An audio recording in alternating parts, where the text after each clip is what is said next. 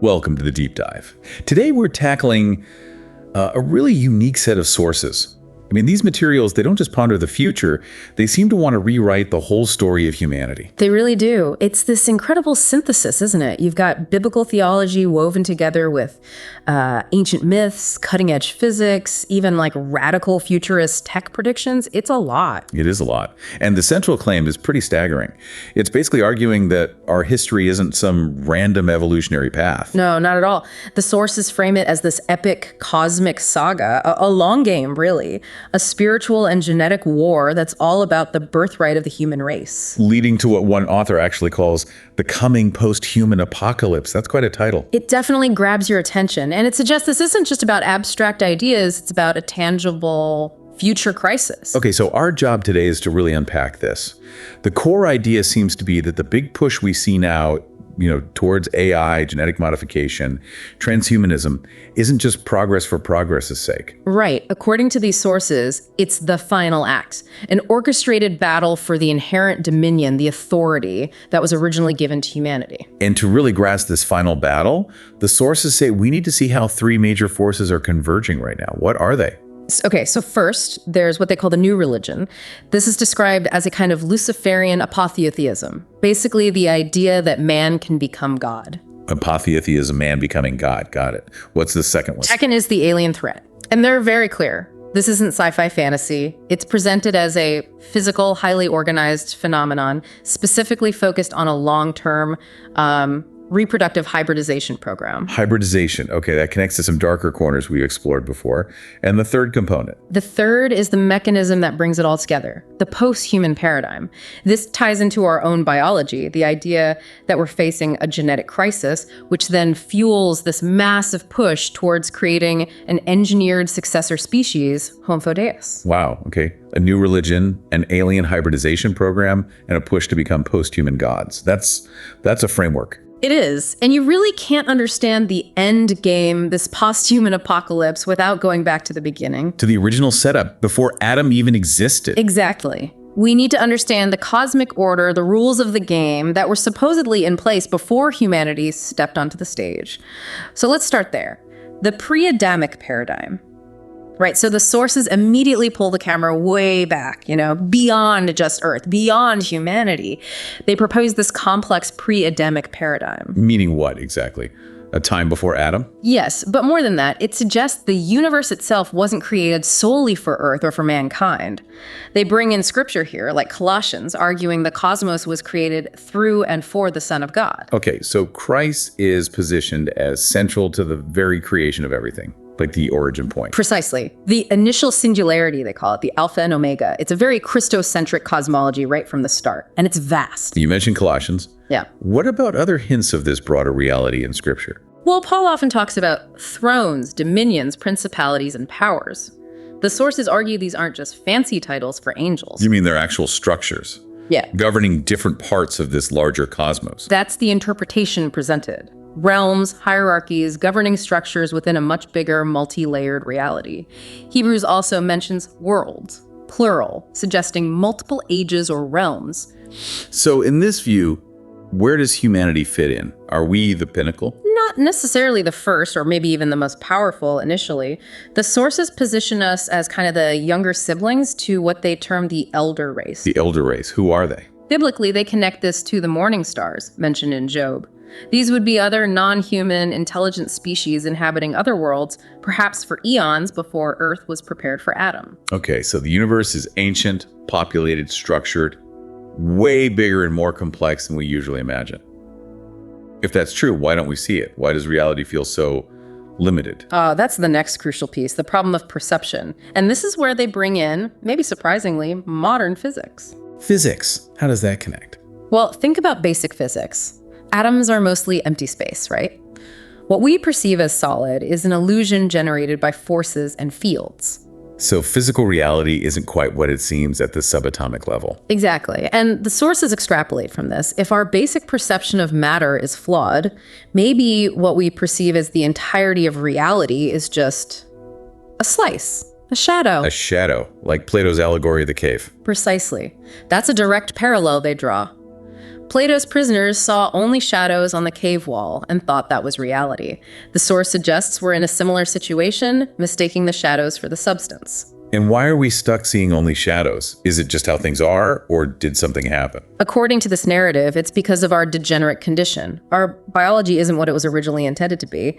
There's this idea of entropy, the slow grind of decay, affecting not just the physical world, but our ability to perceive it fully. Entropy. The universe winding down, becoming more disordered, so that affects our senses too. That's the claim. We have like a biological perceptual cataract. We can only see dimly, as Paul put it, in a mirror dimly. We're not equipped to perceive the full dimensionality of creation anymore. Okay, I can see how that limited perception could lead to, well, misunderstandings, especially about things we can't easily explain. What about the whole category of the supernatural? Yeah, the sources really push back hard against that term. They argue supernatural is basically an admission of ignorance, a product of what they call Sunday school reductionism. Reductionism, you mean oversimplifying things? Exactly, trying to fit vast, complex realities into neat little boxes. When we encounter something beyond our current understanding, maybe a being from another dimension or a physical law we haven't discovered, we label it supernatural. Which kind of separates it from the natural world, puts it in a different category entirely. Right. But the argument here is that this is a false dichotomy. There's only one universe, one reality, created by God. These unexplained phenomena aren't supernatural. They're perfectly natural aspects of a hyperdimensional reality. Hyperdimensional, meaning dimensions beyond our normal three spatial ones, plus time. Correct. Things operating according to rules and principles that exist in those higher dimensions, making them seem impossible or miraculous to our limited 3D-bound perception. So things like angels, demons, maybe even UFO phenomena. Yeah. They wouldn't be supernatural breaks in reality, but interactions within a larger, more complex natural reality. That's the framework, yes. They're part of the system. We just lack the sensory equipment to see the whole system clearly. Think about it like microbes before the microscope or radio waves before we built receivers.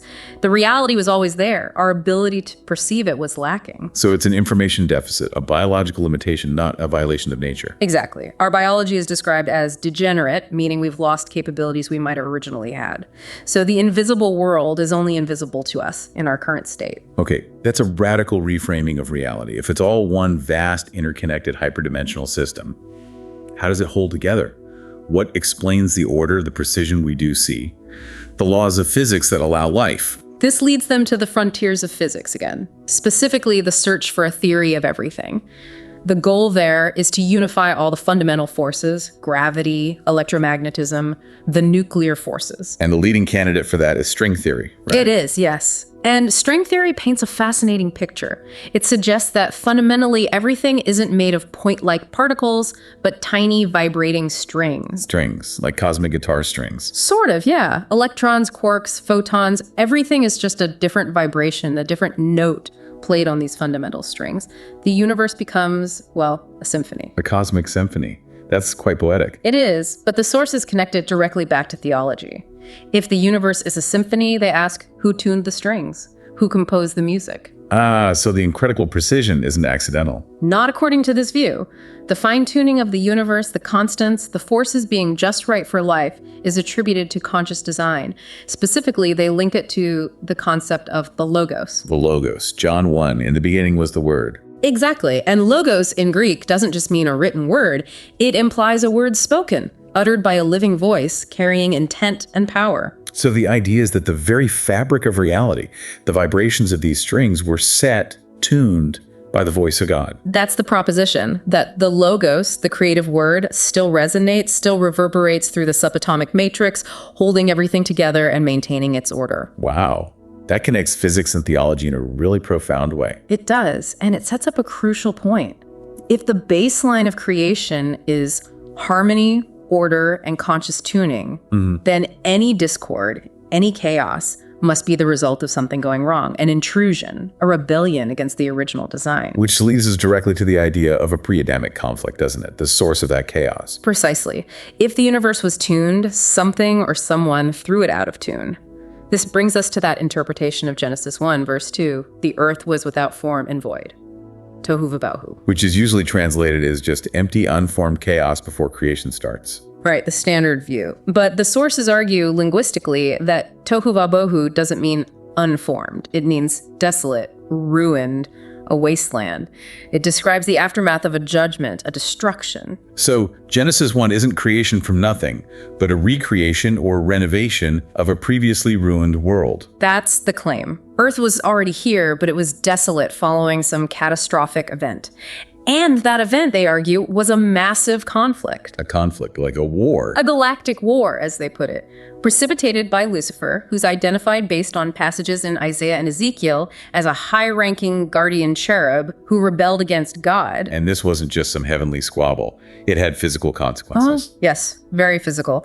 The sources suggest this rebellion led to the devastation of potentially multiple planets in our solar system, maybe even beyond. They specifically theorize about Venus. Venus? What about it? That it might have once been a habitable Earth-like water world, but some cataclysm connected to this pre-Adamic war turned it into the hellish superheated pressure cooker we see today. Mars, too, shows signs of a watery past and a potential catastrophe. So, Earth was caught in the crossfire, became ruined, and then God renovated it to be the stage for his next act, which was creating humanity. Exactly. Adam wasn't placed in a pristine, brand new universe, but in a restored realm, specifically prepared for a very important purpose. Okay, what was that purpose? Why create mankind on this renovated Earth? According to the sources, one primary critical reason to be the king's regent, to hold dominion, authority over the earth. Dominion. That's a key concept in Genesis. It's central to this entire narrative, and they're emphatic. This dominion wasn't just symbolic, it was tied to Adam's very being, his physical form, the imago Dei, the image of God. So our physical bodies are somehow linked to this authority. Yes. The human form itself is presented as the seal of his royal house, the biological authorization of his authority. It's like our DNA is the title deed to planet Earth. Wow. And is this dominion conditional? Like, do we lose it if we sin or don't believe? This is absolutely crucial. No. The sources stress that this dominion is corporate, belonging to the entire human race and irrevocable. God granted it, and he won't unilaterally take it back, regardless of human behavior or belief. Irrevocable. So even after the fall, humanity technically still holds the deed. Correct. That's the linchpin. We might be poor stewards, we might be deceived or oppressed, but the actual authority, the legal right to rule Earth, still resides with mankind collectively. Which must put the enemy, the dragon, Lucifer, in a very difficult position. Exactly. He can't just storm in and take over Earth by force. He doesn't hold the title deed. Adam does. Or rather, Adam's descendants do. So how does he exercise power then? Because clearly the sources believe he does influence world events. Only by proxy. He has to work through humans. He needs to tempt, deceive, or coerce human leaders, institutions, or individuals into aligning with his agenda, into enacting his will. He needs willing accomplices to essentially hand over their delegated authority. Precisely. Through lawlessness, idolatry, corrupted systems, maybe even treaties, he gains influence indirectly. But he can only get it if humans willingly, or perhaps unknowingly, but still volitionally cooperate. He needs us to abdicate. Okay, that sets the stage perfectly for the first major attempt at usurpation described in the Bible, right? Genesis 6, the Watchers. Yes, the fall of the Watchers. This is presented not as some minor incident, but as a direct strategic assault on Adam's dominion. 200 powerful beings, identified as Watchers, or sons of God, interpreted here as cherubim princes descended to earth. And the Bible says they were attracted to human women. Yes, but the sources argue it was far more calculated than simple lust. Their specific goal was to interbreed with humans to create a hybrid offspring race. And the Nephilim, the giant. Nephilim, yes. An unsanctioned race, part human, part angelic or non-human. The goal was to corrupt the human line, and through these powerful hybrid offspring, seize control of the earth, effectively usurping Adam's birthright from within. But hang on. How could angelic beings reproduce with humans? Aren't they usually considered spiritual, non-physical, sexless? That's a common interpretation, but the source material tackles this directly. They point to passages, like in Jude, about angels leaving their proper dwelling or habitation. Implying they had some kind of original form or body. Yes, perhaps a non-human physical or energetic blueprint, a soma, which they abandoned or altered to take on forms compatible with human reproduction. The text says they saw women, desired them, and took wives. The context implies physical compatibility and, crucially, that they had seed to sow. So they violated not just a spiritual boundary, but a kind of cosmic biological boundary between species. Exactly, a fundamental violation of the created order, and the result was monstrous. The Nephilim, were they just big humans or something else? The sources, drawing from Genesis and extra-biblical texts like Enoch, describe them as unnatural hybrids, monstrous mutants blended from the seed of God and beast. They grew enormous, powerful, and violent. Creating a dystopia. A global dystopia. The Book of Enoch details how they consumed all the Earth's resources, forced humans to serve them, and eventually turned to cannibalism, devouring mankind itself. It was a reign of terror by these hybrid demigods. But the Watchers didn't just interbreed, did they? They also brought forbidden knowledge. Yes, and this was key to cementing their control. They taught humanity things they weren't ready for or weren't meant to have. Like what? Things like astrology, divination leading to idolatry and dependence on cosmic forces rather than God, sorcery and enchantments elicit ways to manipulate reality, and critically, advanced metallurgy, weapon making, and potentially other technologies. So they used technology transfer to gain power and worship. Absolutely. They gave humans tools for power and control, which made humans dependent on them and willing to worship them as gods, establishing their tyrannical rule. This was the golden age of mythology, golden for the ruling hybrids, terrible for humanity. Is there any physical evidence left from this supposed antediluvian age of giants and advanced knowledge? This is where the sources point to megalithic structures around the world. Places like Baalbek in Lebanon, Pumapunku in Bolivia, Sacsayhuaman in Peru. With those massive, precisely cut stones that seem impossible to move or shape, even today. Exactly. Multi-ton blocks fitted together perfectly, sometimes with complex interlocking angles, cyclopean masonry, anti-seismic construction. The claim is that these ruins are the sole indelible evidence of the lost high technology of that pre-flood era, built either by the Nephilim or by humans using the Watchers' knowledge. Technology we can't replicate. Proof of a lost science, basically, which died out in the flood. That's the argument. The flood wasn't just about punishing sin, it was a necessary cleansing of the gene pool, wiping out the Nephilim corruption and resetting the board, leaving only Noah's untainted line. Okay, that connects the ancient past to a biological crisis. Yeah. Let's pivot back to biology now, specifically this entropy riddle you mentioned. How does this challenge conventional thinking? It directly challenges the core assumption of Darwinian evolution. Darwinism posits life constantly evolving upward, becoming more complex and fit through random mutations and natural selection. Right, that's the standard model. But the sources argue this completely ignores the second law of thermodynamics, entropy, the universal tendency for systems to move from order to disorder to decay to run down. So how can life be constantly improving in a universe that's constantly decaying? It can't, according to this view.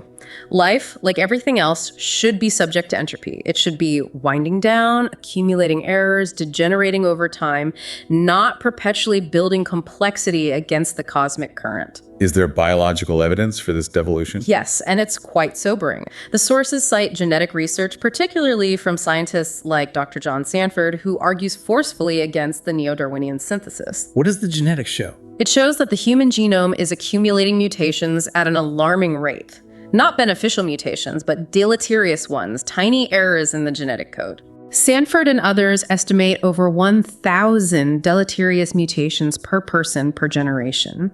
These are mostly small errors, but they are cumulative and largely irreversible. 1,000 errors every generation. What does that mean for us as a species? It means our genetic fitness is declining. Sanford estimates the decline could be as high as 5% per generation. We are accumulating damage faster than natural selection can possibly weed it out. We are, in effect, devolving. Heading towards what? Towards mutational meltdown or error catastrophe, a point where the accumulated genetic load becomes so great that the species is no longer viable. We are essentially becoming mutants. That's a bleak picture. What about modern medicine? Doesn't that help us overcome genetic problems? But that's part of the problem in this view. Medicine, antibiotics, technology, they act as a crutch. They keep individuals alive who might otherwise have succumbed to genetic weaknesses. Allowing those deleterious mutations to be passed on to the next generation. Exactly. Medicine masks the symptoms of our underlying genetic decay, allowing the error rate to continue climbing in the overall gene pool.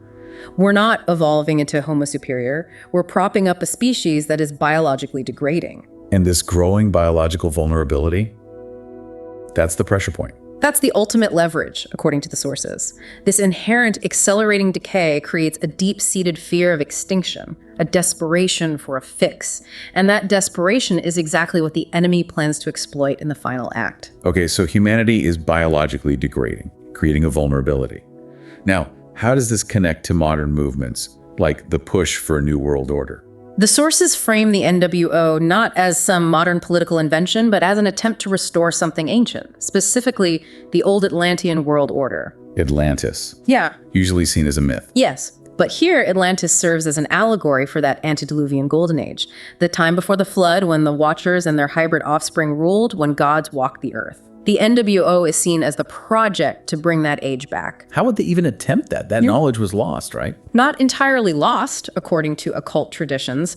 This is where mythology becomes a kind of coded blueprint. Think of the Osiris myth from Egypt. Osiris, the god who was killed, dismembered, and then his wife Isis gathered the pieces and reanimated him. Exactly. That myth, in this interpretation, symbolizes the fragmentation of the ancient Watcher knowledge after the flood and the subsequent mission of mystery schools like those in Egypt, Greece, Freemasonry, Theosophy to painstakingly gather, preserve, and eventually reassemble that lost divine knowledge over centuries. So the goal of these secret societies and occult movements has always been to recover this pre-flood power and wisdom. Yes, to recover the gnosis, the technology, the power of the gods in order to usher in a new golden age, a return to the Atlantean paradigm. And this restored golden age needs a leader, presumably. It does. And the prophesied leader, according to these esoteric traditions and sources, is a figure often identified with Apollo. Apollo, the Greek god of light, music, prophecy.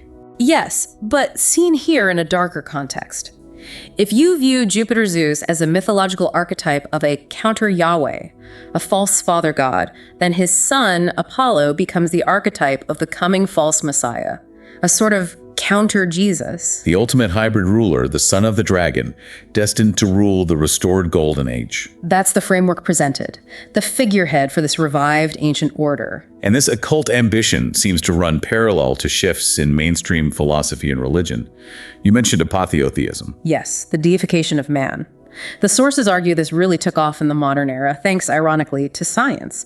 Figures like geologist Charles Lyell with his deep time and Charles Darwin with evolution. They provided a framework that seemed to eliminate the need for a creator or a divine plan. They provided the pretext for widespread atheism, yes. If the world is immensely old and life evolved randomly, then maybe God is necessary. Or maybe, as Nietzsche famously declared, God is dead. And Nietzsche didn't stop there, did he? He proposed the Übermensch. The Overman, or Superman, the next stage of humanity, who would cast off the slave morality of Christianity, embrace the will to power, and essentially become a god unto himself. This is the core of apotheotheism, man taking God's place. So it went from rejecting God to actively trying to become God. Precisely. And this philosophical shift quickly bled into active occult practice with figures like Aleister Crowley around the turn of the 20th century. Crowley, the great beast 666. He's a pivotal figure in modern occultism. Absolutely. After his experiences, like the supposed dictation of a book of the law by an entity named Aiwass, Crowley became convinced that humanity had reached an evolutionary dead end. And his solution. To make contact. He believed our only hope for advancement, for achieving godhood, was to deliberately reach out and communicate with non-human intelligences, beings of intelligence and power of a far higher quality than anything we can conceive of as human. He was actively trying to open a door to spirits, extraterrestrial, interdimensional beings. All of the above, potentially. He was performing rituals specifically designed to pierce the veil, to invite these entities in, believing they held the key to human apotheosis. And it's fascinating that this surge in occult interest and attempts at contact in the late 1800s and early 1900s happens right around the same time as the first major waves of modern UFO sightings. The mystery airships over the US in the 1890s, then the Foo Fighters and WWII, Roswell in 47, and the subsequent explosion of sightings. The sources argue this timing is not coincidental.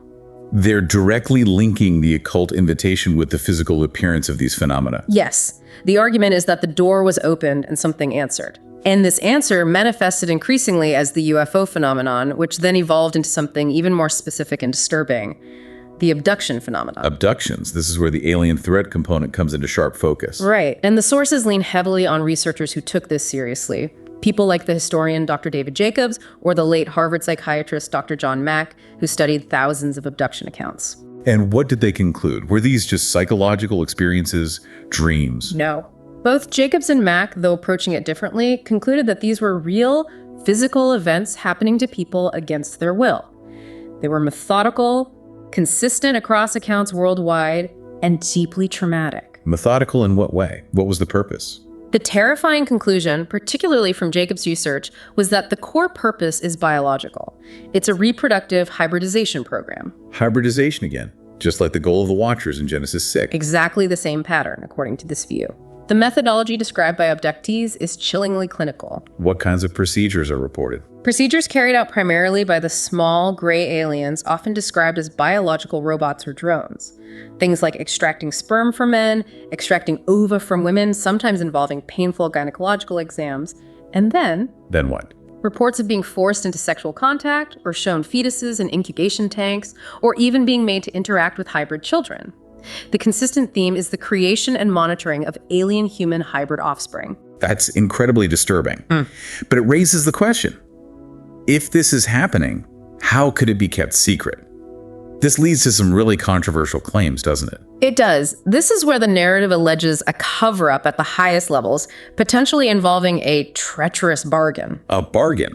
Between who? Between certain elements within human governments, shadowy groups sometimes referred to as Majesty 12 or MJ12, possibly stemming from decisions made during the Eisenhower administration and the Greys, or perhaps their masters. What kind of bargain are we talking about? The allegation is stark. Access to advanced alien technology in exchange for allowing the aliens to abduct citizens unimpeded. A non-interference pact. Technology transfer. What kind of tech? Things that supposedly revolutionized our world. Fiber optics, integrated circuits, stealth technology, advanced material science. The claim is that many post-WWII technological leaps were kickstarted by reverse engineering crashed alien craft or direct tech transfer as part of this deal. So essentially, selling out the population for technological advantage, that's a profound betrayal, if true. It's framed as the ultimate selling of the birthright, but on a governmental, systemic level, trading human safety and genetic integrity for power and gadgets. Whether it was a formal treaty or just exploiting crash tech while turning a blind eye, the alleged result is the same. The alleged result is that the hybridization agenda, the core goal of the aliens, has been allowed to proceed largely unchecked for decades. And what is that ultimate goal? Why the hybrids? Were they trying to help us? Deceive us? According to Jacobs and the sources citing him, the goal isn't salvation or deception in the usual sense, it's replacement, or perhaps infiltration and integration. They want to become us. Become us? How? By creating hybrid beings who look human enough, or can be modified to appear human, who can live among us, integrate into society, and eventually, perhaps, supplant Homo sapiens altogether. It's the Nephilim agenda, version 2.0, playing out silently through the abduction program. They're harvesting our genetics to build their successors. Okay, so we have this backdrop. Ancient cosmic war, degrading human biology, an occult agenda to restore a golden age, and an alleged alien hybridization program operating in the shadows. How does this all come to a head now? It comes to a head because of technology. Specifically, the incredible acceleration of technology, sometimes called the law of accelerating returns. Progress isn't linear anymore, it's exponential. Things are speeding up, converging. Exactly. We're entering what the sources call the hybrid age, defined by the convergence of 4 key technological fields, often grouped under the acronym GRIN. GRIN. What does that stand for? Genetics, robotics, artificial intelligence, and nanotechnology.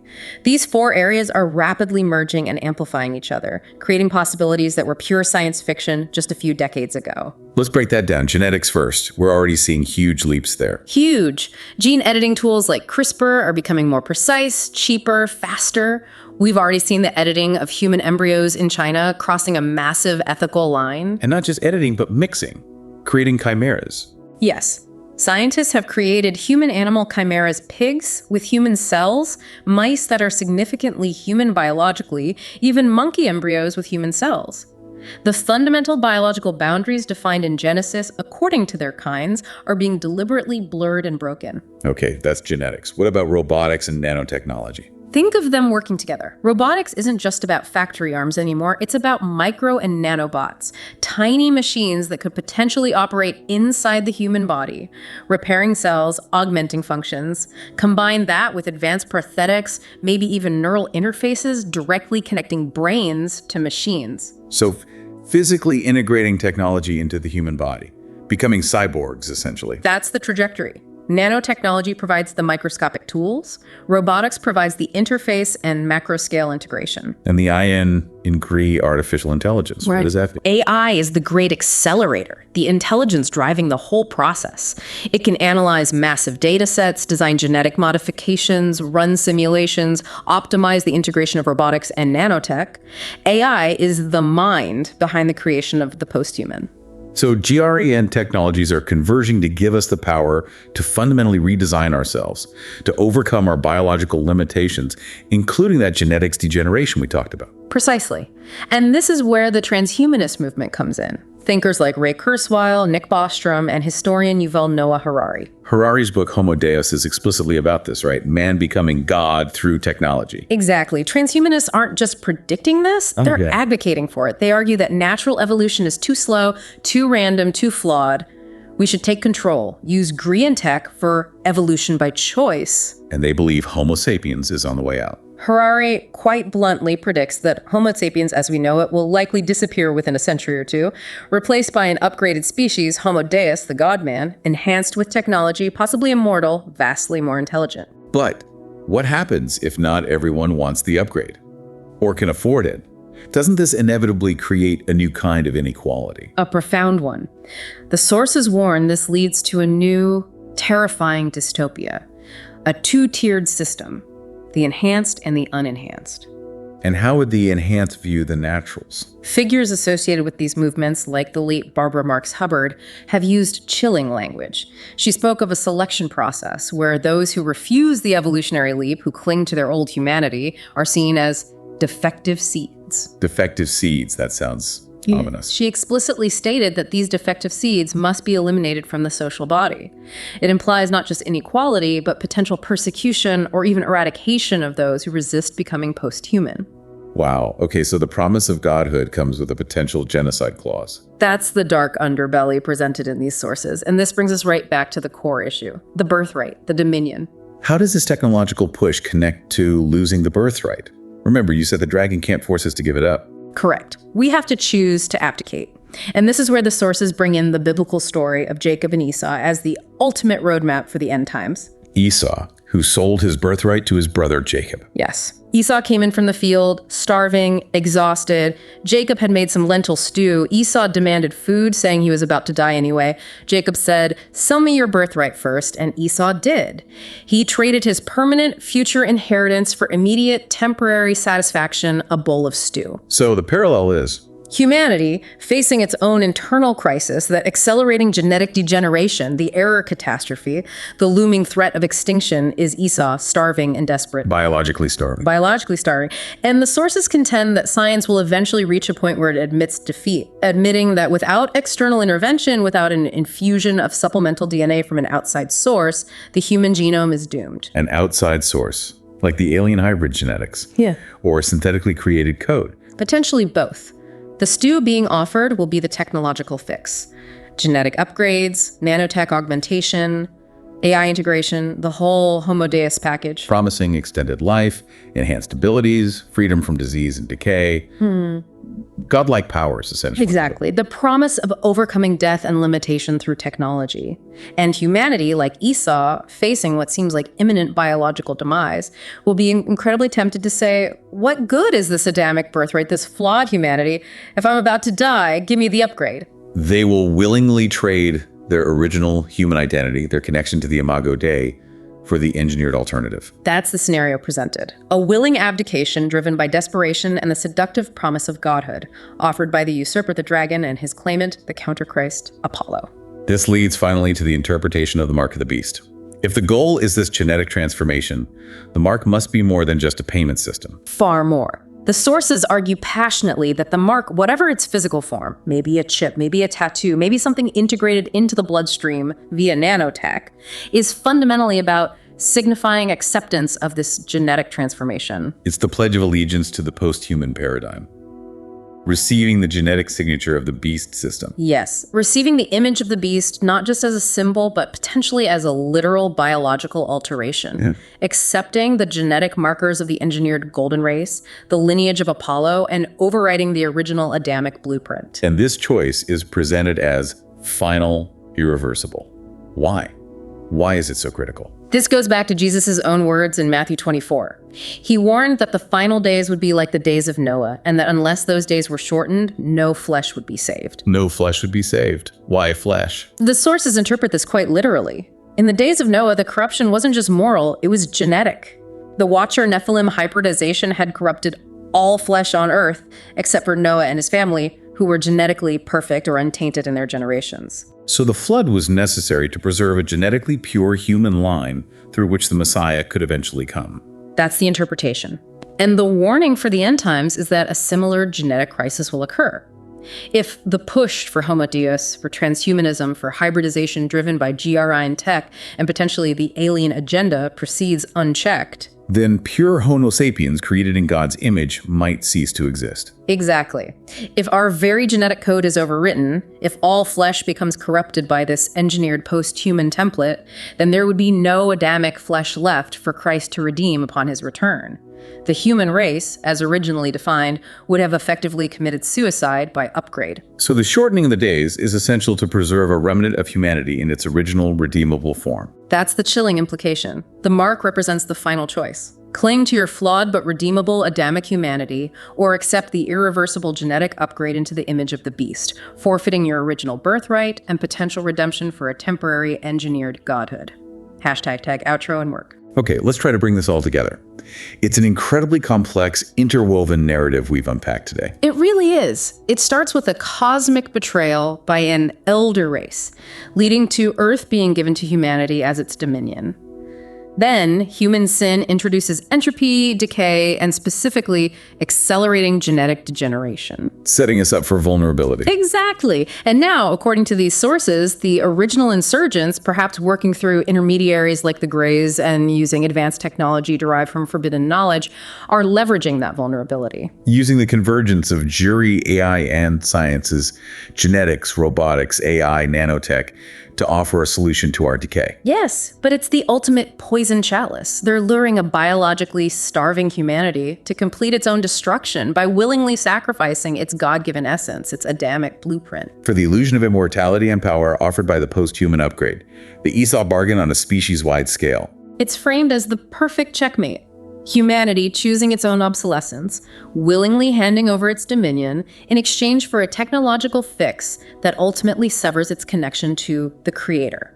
It's a very dark picture. But the sources don't leave it there, do they? There's a counter-narrative. Absolutely. Amidst all this darkness about degeneration, usurpation, and the false promise of Homo Deus, the ultimate anchor is the Christian message of redemption and resurrection through Jesus Christ. He's presented as the second Adam. Yes, the one who succeeded where the first Adam failed. The sources emphasize that the only true antidote to Adam's sickness, to entropy, to death itself, isn't technological tinkering. But the resurrection. The resurrection offered by Christ, that's presented as the real humanity 2.0. Not an engineered upgrade based on flawed or corrupted code, but a complete regeneration. A restoration of the original uncorrupted blueprint, leading to genuine eternal life. An eternal life dependent on God, not on maintaining some complex, ultimately temporary engineered system. Precisely. It contrasts the self-made temporary godhood of Homo Deus with the received eternal life offered through the true kinsman redeemer. So as we wrap up this deep dive, there's a final thought perhaps for you listening to consider. It revolves around that concept of the birthright. If this narrative holds any weight, if our most advanced technologies potentially stemming from occult ambitions or non-human sources are indeed pushing us towards a fundamental choice. A choice between our inherited, flawed, yet redeemable humanity and an engineered, perhaps dazzling, but potentially soul-altering upgrade. Then how incredibly important is it right now to truly understand what that original Adamic blueprint, the Imago Dei, really means? What constitutes our essential humanity before the pressure comes to trade it away for a bowl of technological stew? Understanding the value of the birthright before we're tempted to sell it, that's definitely something to think about.